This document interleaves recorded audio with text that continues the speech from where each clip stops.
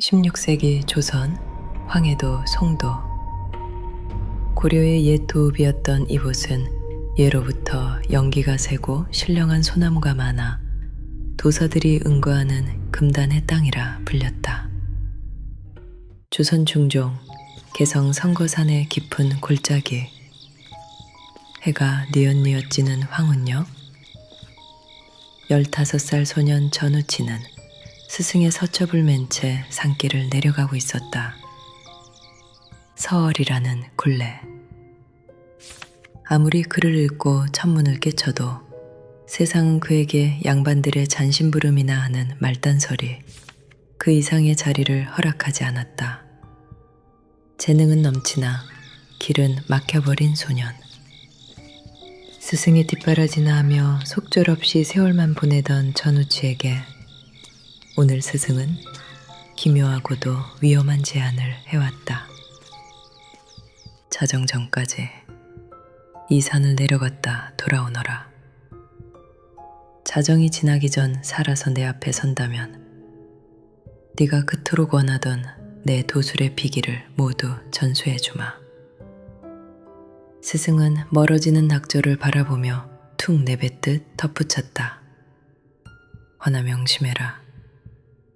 자정이 지나면 숲의 기운이 뒤바뀌어 만물이 너를 집어삼키려 들 것이니 일각이라도 늦는다면 네 육신은 숲의 일부가 되어 영원히 떠돌게 될 것이다. 전우치는 숨이 턱끝까지 차올랐지만 멈출 수 없었다.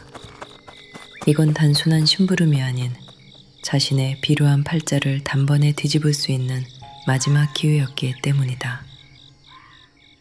떠나기 전 스승이 무심하게 던져준 검은 환약 하나가 주머니 속에서 덜렁거렸다. 스승은 그게 뭔지는 말해주지 않았다. 그저 위기가 닥쳐 죽음이 코끝에 닿거든 쓰라는 말뿐이었다. 산 중턱쯤 이르렀을 때였다. 거대한 고목 아래 한 여인이 주저앉아 있었다. 피에 젖은 옷 사이로 드러난 다리는 기괴한 각도로 꺾여 있었고 붉은 피가 흙과 섞여 흐르고 있었다.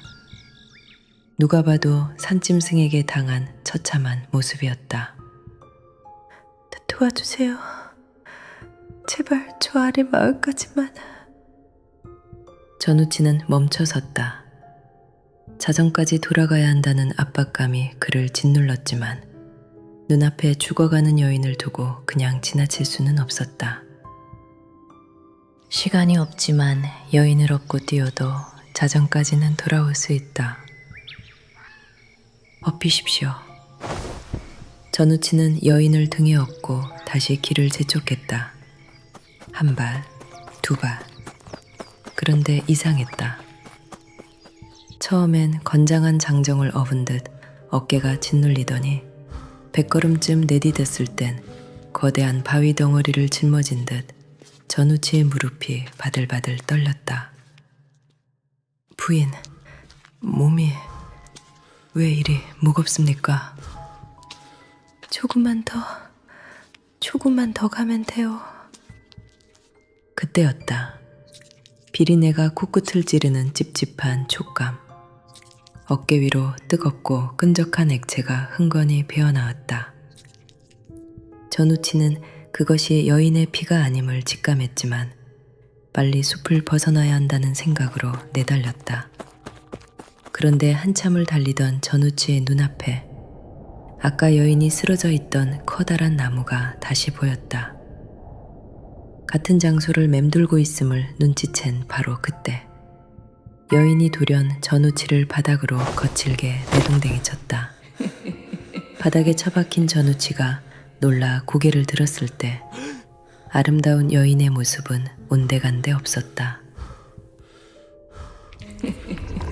입은 귀밑까지 찢어져 있고 커다란 입안에는 날카로운 송곳니가 셀 수 없이 돋아 있었다. 우치야, 네 선한 마음 덕분에 여기까지 아주 편하게 왔다. 어리석어서 잡아먹기 딱 좋구나. 여인은 소년의 목을 감싸주고 그의 정기를 빨아들이기 시작했다. 눈앞이 흐려지고 생명이 빠져나가는 극도의 공포가 밀려왔다.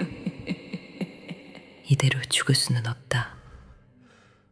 그 순간 전우치의 내리에 스승님이 준 물건이 떠올랐다. 그는 남은 기력을 짜내어 환약을 꺼내 요괴의 입속으로 던져 넣었다.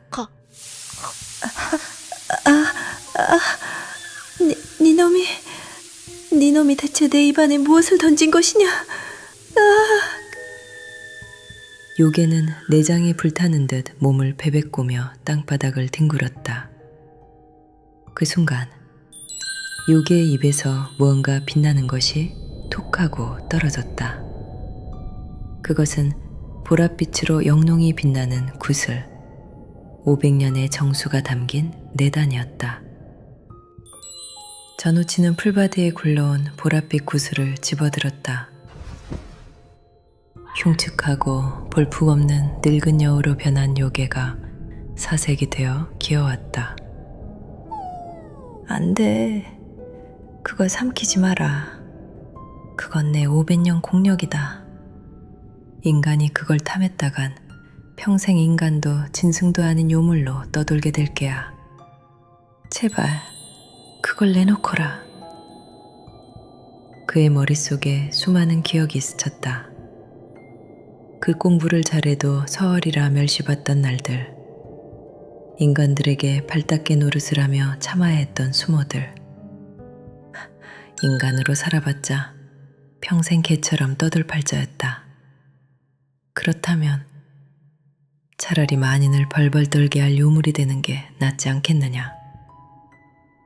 전우치는 여우의 절규를 비웃듯 구슬을 입안에 넣고 꿀꺽 삼켜버렸다.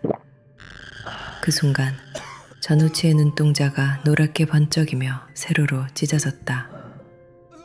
뱃속이 타들어가는 듯 오장육부가 뒤틀렸다. 하지만 고통도 잠시. 고통이 설물처럼 빠져나간 자리에는 이전과는 비교할 수 없는 기묘한 감각이 들어찼다.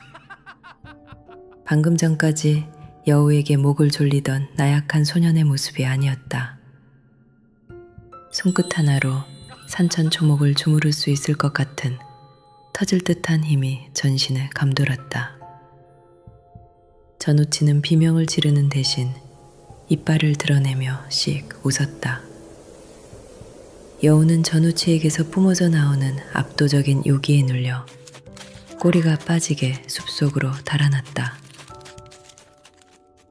스승님, 자정이 지났는데도 숲이 나를 잡아먹지 못하네요.